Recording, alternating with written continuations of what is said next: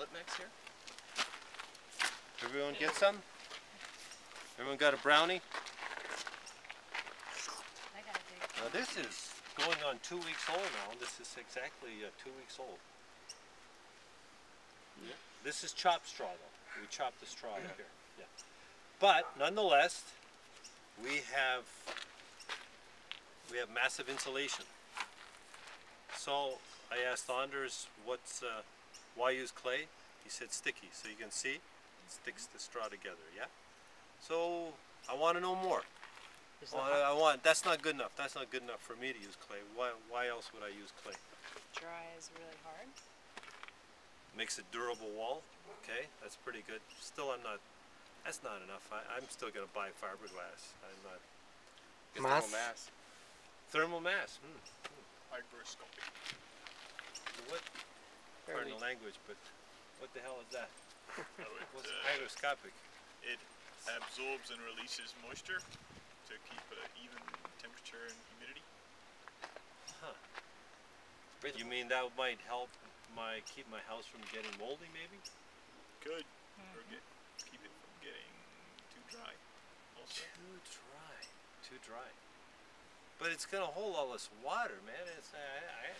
Man, my house is gonna be like all wet. It'll dry out. It will dry out. Yeah. It holds it and releases it. You promise? Yeah. You promise it'll dry out. In time. So once it's dried out, look over here.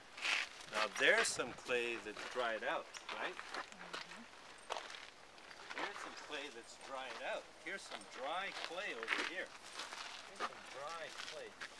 That looks pretty dry to me. That's pretty dry. You got bare hands? Yeah? Yeah. You got bare hands? This is level. It's not quite fine enough for demonstrate what I really want to do here. Not quite fine enough. Fine enough.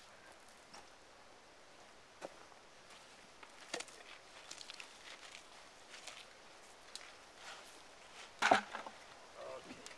Here we go. All right. I'm going to transfer that to you. Okay. So here's our wall, right? After it's dry. After it's dry. So here's the question. Are you going to put a vapor barrier on the inside walls of this house? Are you going to put a vapor barrier? No way.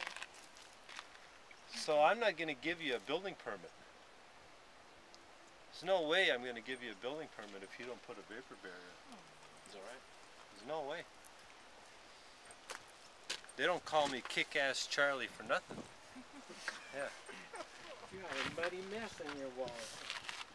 You don't put a vapor barrier on this, your walls are going to be so full of water that they're going to rot. So what you're supposed to do to Kick-Ass Charlie now for him is you can say, well, Kick-Ass, watch this. So this is the plaster that's covering my walls.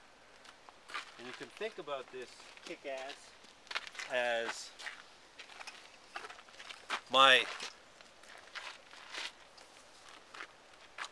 so here comes the moisture, right? Here comes the moisture.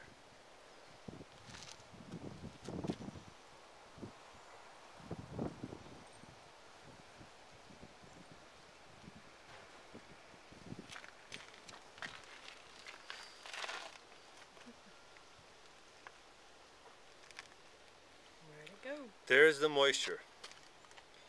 So put this hand on top of that hand, just like that, flat. Squeeze them. Okay, squeeze it. Turn it over. And lift this hand straight up. This hand straight up. Okay? So, hey, where'd the water go? Where's the water? Okay, so water is the second biggest enemy to any house, any structure, wooden structure especially. Water is enemy number 2. Enemy number 2, biggest enemy. Although it's enemy number 2, it causes the most deaths of houses. Water. It's Number 1 is children. so water is not your enemy. However, what you need is a good ambassador who can take enemy number 2 and turn this enemy to be your ally, your friend. Because water is good to have around. Those of you who have been in a house that's really dry, you might get nosebleeds. It's not healthy. It's better to have 50-55% humidity in your home. Yeah. Okay. So you can put that one on top, turn it, squeeze, turn it over. So it's there. It didn't go away. But it's not a problem because it did not get to. Where does water become a problem? At dew point.